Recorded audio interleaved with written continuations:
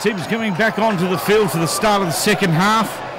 And just to recap, Samoa A12, Tonga A3. And this time the Tongans will have the wind at their backs. Maybe that might be just what they need to turn the game around, because at the moment the score reflects the possession and the territory. The Samoans really have had the basic dominance of the game, but there have been moments where the Tongans have looked good, but they just have made silly little errors, poor decision making at the lineouts, and got bullied around in a couple of scrums when they were a man down. So full complement, a new half. Let's see what the local team can do against the visitors from Samoa. As I said, Samoa A12, Tonga A3, and we're about to start the second half. Yeah, I agree with you there, Scotty. I think Tonga need to use the win to their advantage in the second half. You know, if they do, I don't think 12-3 is enough, but you know, we'll see what happens. As well in my prayers to kick off Samoa.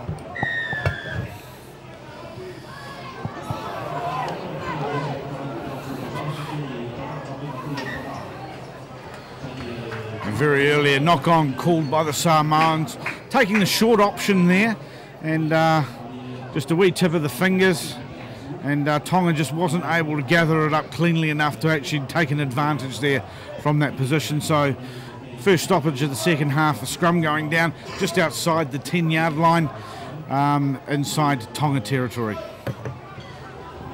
Yeah, it's a nice little cheeky kick there, but weren't able to sort of capitalise on it, so here's the Tongan scrum. So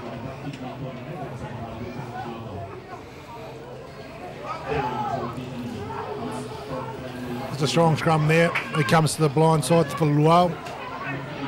Unfortunately, doesn't get his kick away with a bit of pressure. Comes back to Soy, the flanker, and he sets up nicely there for the Samoan forwards as they take it on, but unfortunately they've spilt the ball forward there. And just bringing up to speed on at the second in the second half, I see the regular halfbacks back on for Tonga, so that must have been a blood bin. Oh yeah. Yeah, I think you know, just looking at it, you know, Vatikani and Makaafe, they're both from the same club, so you know, they'll need to use, you know, their partnership to try and give Tonga a bit of solidity there at their halves, get them into the right territory. Here we go. Tonga set a scrum again, their feed. Again holding, coming out. Sitaleki puts the ball up high and it comes down. The South takes the ball very safely, passes it back to his wingers, and they kick. But the Kani finds in some sort of way Sitaleki, who's under a bit of pressure inside his own 22.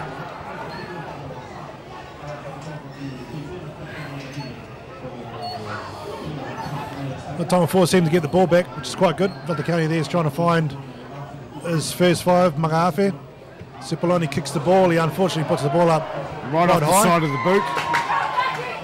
But of course he was never on side from that way, so it'll go back. Yeah, it's... Vekune's probably found himself a little bit offside there, and you know, again, it's a bit of ill discipline. And the Samoans, and especially Esau, the way he's kicking the ball, he gets a pretty easy penalty to kick Samoa ahead.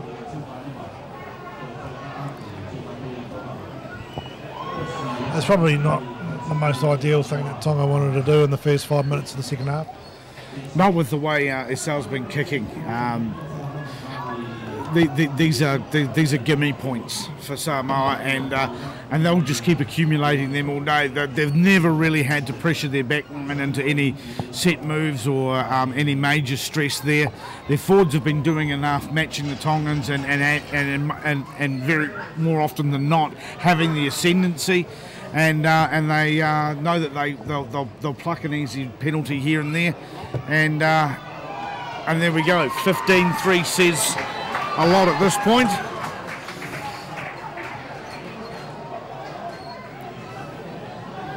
So another restart for Tonga, and I think with the wind behind them, they'll be well advised to go deep and and try and hold the Samoans down inside their 22 and then see what they can gain from turnovers or for mistakes by the Samoans.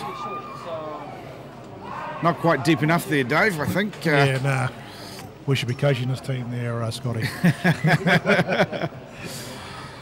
But a little knock on there. So, as I said, you know, this is what they're looking for. A little mistake by Samoa, get them into the right part of the ground.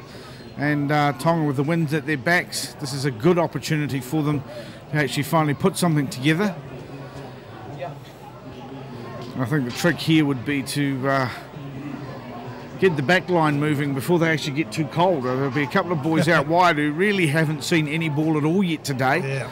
And I think they might start to get a bit hungry, and I think if they could do something fairly quickly here and get the crowd back behind them again, because that's the big thing that's happening here, they're losing the crowd. Yep, you're right there. It's a nice little midfield set up there by Hafoka. Vatikani's trying to find his forwards, they're a bit rushed a bit. Come out to Vekune there on the wing. Hits the ball up, and they're setting the ball up basically where the scrum was. Tonga number 8 there hits the ball up. That's better punching the line, ball in hand. Yeah, unfortunately he's isolated there, the number 8 Filipina. And the temptation is not to roll away from the ball or let it go, of course. Ball retention being that important, but unfortunately that is the rule. And the Samoans had all the rights there, and now just get a wee bailout penalty. However, bad mistake by Samoa not finding touch. Yeah, Sitaleki has a chance to clear well and put the ball back in Samoa's. Oh, and stepped out of touch. And that is fantastic. That's a great little break. A mistake going Tonga's way for a change. And that, as they say, is the rub of the green. This could be just the little impetus that Tonga need here. I think it just goes to show how strong their win is, Scotty. You know, the wind's quite strong, so you know, Tonga find them with the ball. I think it's a must-win line out. Now there's got to be a little bit more talk amongst these guys before this ball goes in. I think, and you know, they're missing an opportunity as they muff another line out.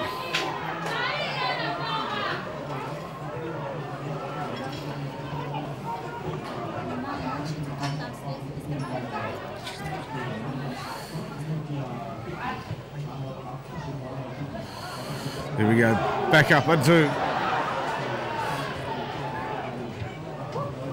kick deep. Yeah, that wind really does pick up the ball, and that is going to go too deep again.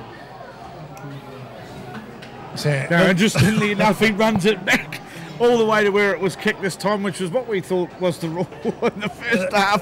However, right, we're happy with it this time. So, yeah, I thought there'd been a rule change, but obviously not. No, we must have missed something on those last two, but never mind. That's okay. That's how it goes. So, yeah, from a big deep kick, Samoa got themselves on the 10-metre line inside Tonga territory. A scrum feed to them. And Awali Mai just taking his time. He just doesn't look stressed on the field at all. He's very, very confident with what his pack can do. And yep, here we go.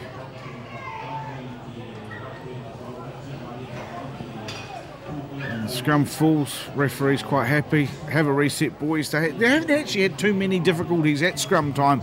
Where the referees had to get there and get involved, so he'll let them have another reset here. Again, Awali Mai just happy to bide his time, let everybody get ready. And there it goes, straight out to him. And Samoa get a break through their number 8. But not releasing. It's the call, and Tonga get an opportunity to get themselves out of jail with a kick to touch. Yeah, and of course they'll get the throw in from that one as well. So good opportunity with that win. Hopefully they'll actually gain some territory.